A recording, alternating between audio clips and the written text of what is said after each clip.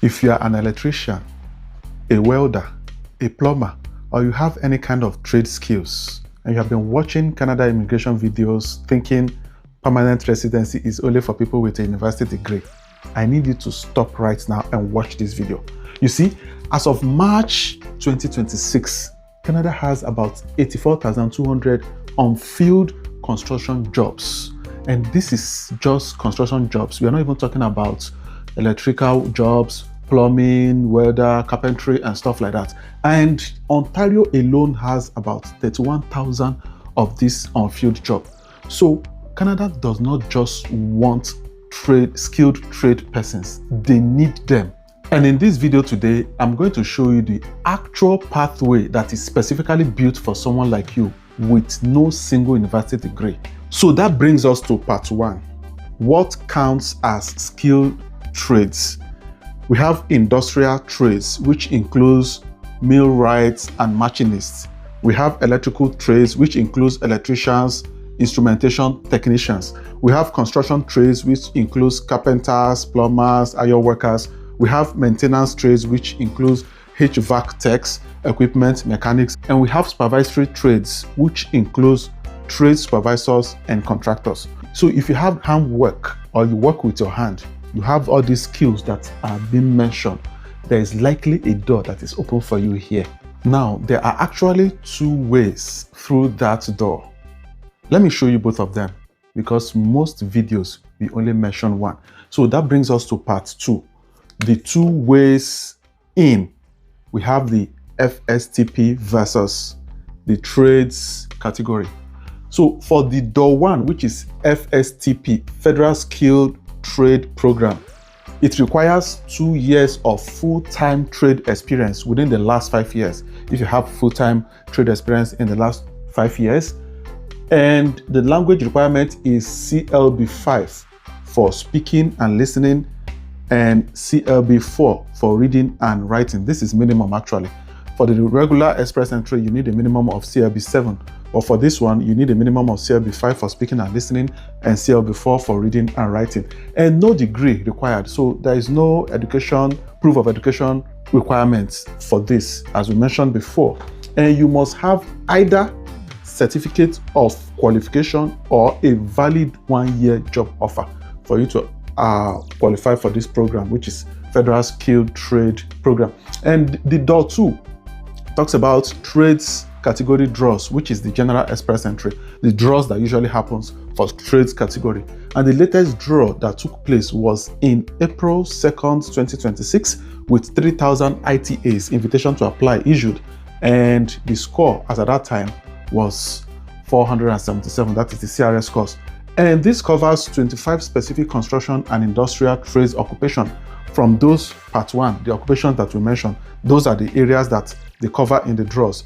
And your experience can be 100% from outside of Canada. So it doesn't matter where you gain this trade skill experience from, either within or outside of Canada. Once it falls within this 25 specific construction and industrial trades category, occupation, then you qualify for the Federal Skilled Trade Program through express entry. Looking at part 3.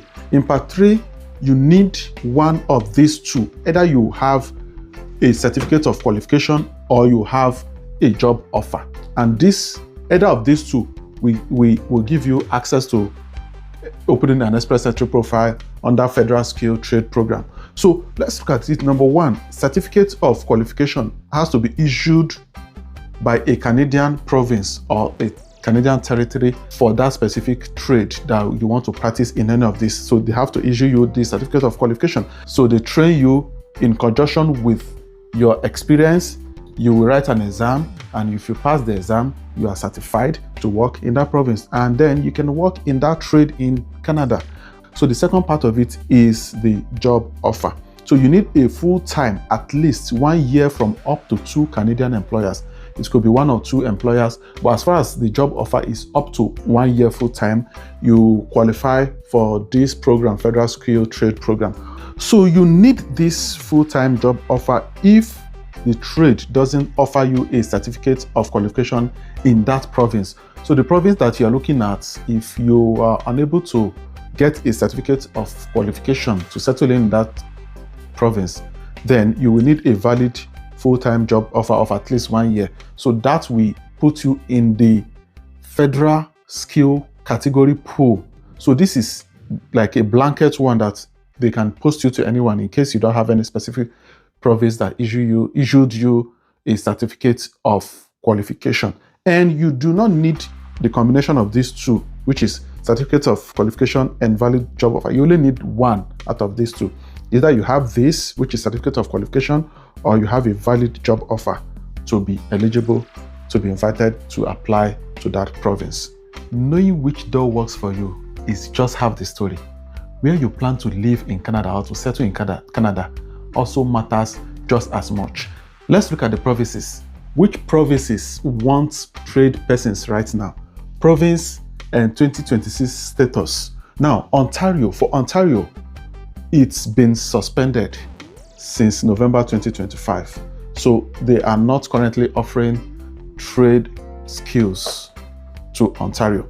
And looking at British Columbia, it's currently active through their rural immigration programs. It's very, very active.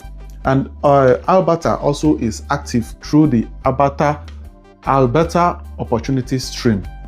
So they are very, very active as well.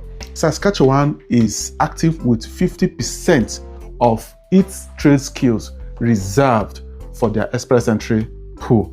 And it is best for no job offer. So if you don't have a job offer and you want to come in through a trade skill program, you can apply through Saskatchewan for their certificate of qualification. Once you write the exam in combination with your training and experience and you pass the exam, they issue you a certificate, you can easily come to Saskatchewan without a job offer. For Manitoba, Manitoba is also active and newly expanded its skills. That means the jobs skills. They added additional new 16 skills to the existing one. And the Atlantic provinces, these provinces are the New Brunswick, the Nova Scotia, Prince Edward Island, and Newfoundland and Labrador. So these are the Atlantic provinces, and these provinces are still very, very active in trade skills. So if you have any of these skills in these trades that we mentioned previously, you should be looking at these ones that are active and actively accepting people. Now on to part 5, money matters. Settlement funds as of 2026 update. What you need for one person, a family size and minimum requirements in Canadian dollar. So for one person, you need about 15,263 Canadian dollars. If there are two of you, that's the fact, your family size is 2. You are your wife or you are your husband, you are your spouse, so to speak.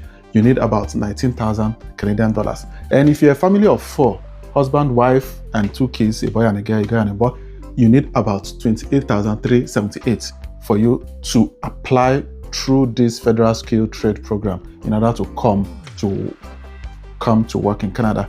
And also that will give you a permanent residency actually, eventually when your application is approved, because I forgot to mention this at first. Applying through federal skill trade program will give you PR, eventually permanent residency. And who is exempted? If you have valid arranged Canadian job offer, you can be exempted from the proof of fund, that is settlement fund. And if you have qualifying Canadian work experience, you may also be exempted from this. For part 6, your step-by-step timeline. 1. Confirm your trade is eligible.